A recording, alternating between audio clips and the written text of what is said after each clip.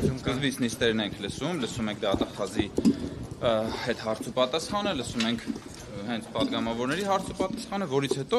խմբակցությունը որոշում կայացնի։ Փաշինյանից այս առումով ստացել եք ինչ-որ SMS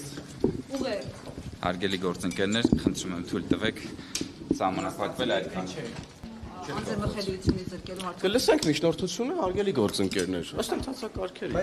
Տեսնում եք, բնականաբար ծանոթացել ենք, հիմա էլ շարունակում ենք, ինչպես տեսնում եք, ծանոթանալ դատախազին ուղղելով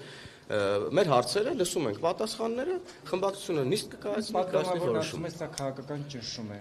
Մենք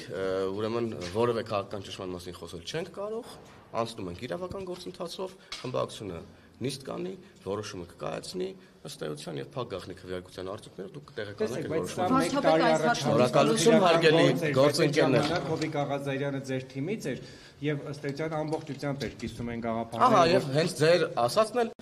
գալիս է փաստելու, որ որևէ քաղաքական հետապնդման մասին չեն կարող խոսել, որովհետեւ դերվագները, որոնք որ հարուցվել են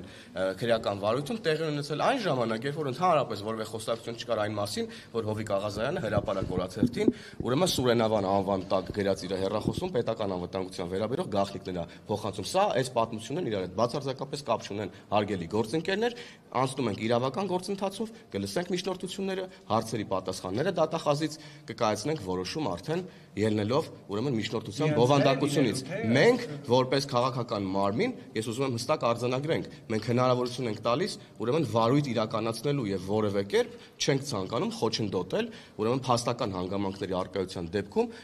իրավապահ մարմինների գործողություններին, հարգելի գործընկերներ, շնորհակալություն։